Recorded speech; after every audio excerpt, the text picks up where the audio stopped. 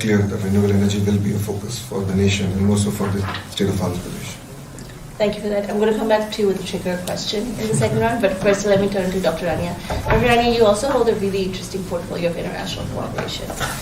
Given that there are countries like India who are further moving along when it comes to solarization, but then there are other countries who are not. What do you think your role is, especially being Egypt and being such a strong nation, in terms of changing opinions, shifting opinions, having conversations about energy transition with other countries? And do countries at large have responsibilities to have these conversations? Well, thank you very much. Since last July, it's been planning, economic development, and international cooperation. So that's a bigger portfolio, and it just shows that in order to leverage on the international partnerships, also how much of the public investments need to be made wisely and more efficiently to crowd in private investment. We know that the energy transition requires a lot of finance. Everybody talks about the just transition, therefore just financing. More concessional finance needs to be available, not just to governments, but also to private sector. And then comes the concept of blending, so that we can de-risk a lot of these projects and help countries move into, or move towards their energy transition. I think if we forget about what happened yesterday and the updates on the US and the Paris Agreement, we know that countries have their nationally determined contributions, so the NDCs are sort of objectives for countries, objectives in a multilateral system.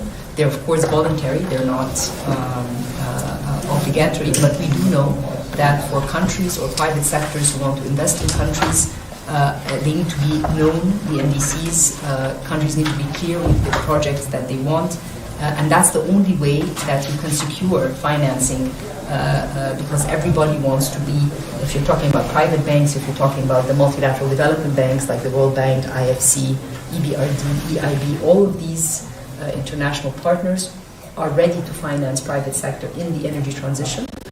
But for that to be successful, it has to be within a national context, i.e. these private sector projects are actually adding to achieving the NDC, where commitment from the government with respect to its NDCs, but clarity with respect to the projects, and then the credibility that you need to have with the international community to be able to finance at a low cost or a low interest rate, these relatively, of course, is quite important. Something that we did, we hosted COP27, of course, in Sharm el-Sheikh. This was in November 22. And the theme was from pledges to implementation. So we know that countries pledged 100 billion at that time. After COP29, now the number is 300 billion. We haven't seen all the 100, but let's see if we can see a motivation for the 300 billion. But in any event, the point was, there's always a blame on countries. You're not ready with your projects. People don't know how you're going to achieve your energy transition objectives, and that's why financing is not making its way. So during Sharm el-Sheikh, we put together a guidebook. It's called the Sharm el-Sheikh Guidebook for Just Financing. And under the word just financing, we said it's not just the quantity of financing, but the quality, i.e. The feasibility studies, creating the infrastructure among personnel and staff in government and the private ecosystem to be able to always have a pipeline of projects, and therefore you can leverage on the existing financing that happens. So in your initiative, when I read about it, again, it's a way to create that quality finance, i.e. the TA or the capacity building that is required across. I mean, just to conclude, there's so much that we can speak about, but we put together, and you will hear this concept a lot in the G20 and at COP, and it's coming up again, is country platforms. Countries need to put together a country platform for climate action. We created a country platform. It's called the Nexus of Water, Food and Energy, NWFE. In Arabic, Muwafi means fulfilling pledges, so it came from pledges to implementation. And we've been very clear with a set of projects. It's in line with our national 2050 climate strategy. And we say these are the projects, this is how much we're putting public money, and this is how much we need from the international community, i.e. the IFIs, to finance private sector. And we had debt swap for climate action within the country platform. So you always hear that, and as we go to Brazil, country platforms are becoming very, very, more countries want to do them. We're helping Tanzania and other countries do their own country platform. It has to be country-led. It has to be according to your objectives. You have to be clear about the NDCs. You have to be clear about projects, and it's not only mitigation, but also adaptation is there, because that's also one of the areas of climate action. I can go on for a very long time, but two things to bear in mind. Climate finance exists. It's not too much, but it's up to the country to be clear with its projects. Quality finance means that we need sustainability, and i.e. technical assistance and capacity building in countries. And finally, country platforms do work. So I advise every country to have a country platform and a governance structure for it, so that you can attract whether it's FDI or concessional finance and so forth. Thank you. Thank you so much. That's very insightful. Thank you. And since we're on the topic of climate finance, there's been so much discussion around it, and yet when it comes to like the tangibility of what that's translated into on ground, it's been relatively limited. So, being not just public leaders but also elected officials, one of the things that I grapple with is the risk that comes with both committing to jobs as well as mobilizing finance. In the reality of what we see today, especially political leaders, they face that trade-off, is how much do we actually invest in energy transition, how much do we invest in climate change given those risks? How do you navigate that?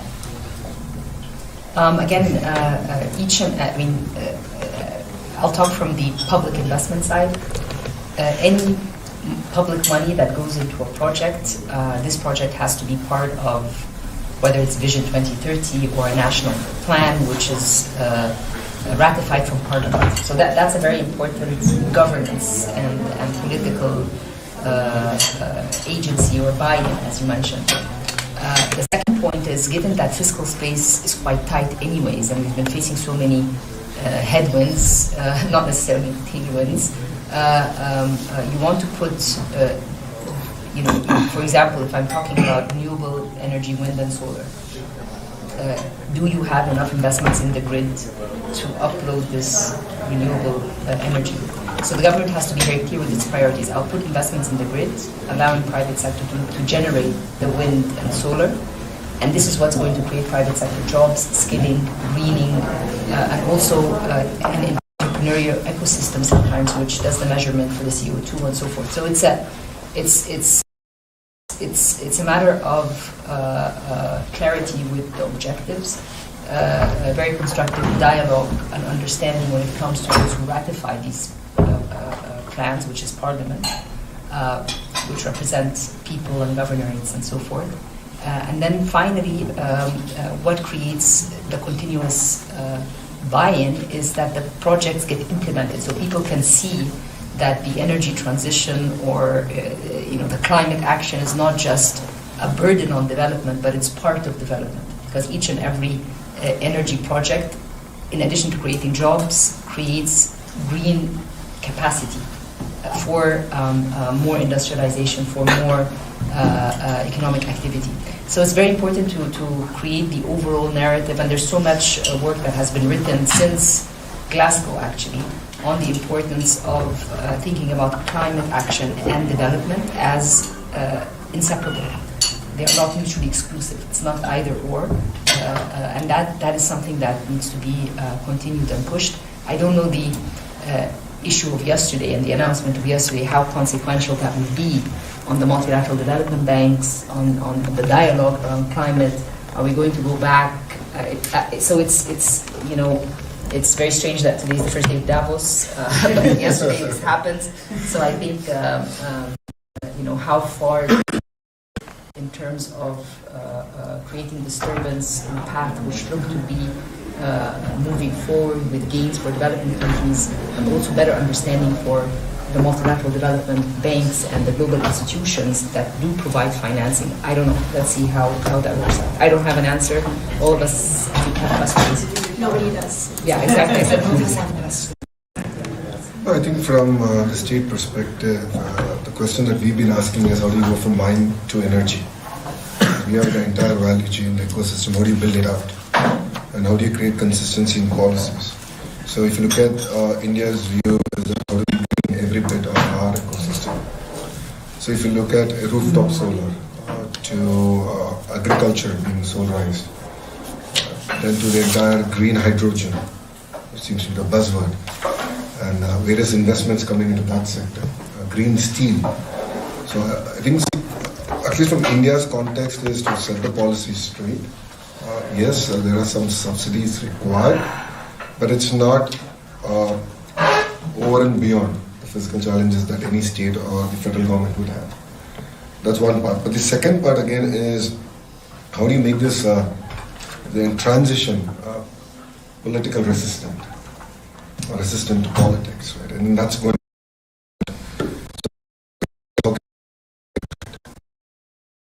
And as a HRD minister, my focus is how do I create the next set of jobs that we don't even know in exactly which area they're going to come. So working with the industry, working with NGOs, collaborating with them, getting the curriculum, the whole 9 yards, and creating the next wave of jobs, I think is going to be very, very important to make it more resistant. Thank you so much. I'm being mindful of time, and I'll request one piece, which is this is a conversation. So if we have one question, thought, insight from participants, I know there's folks at the back as well.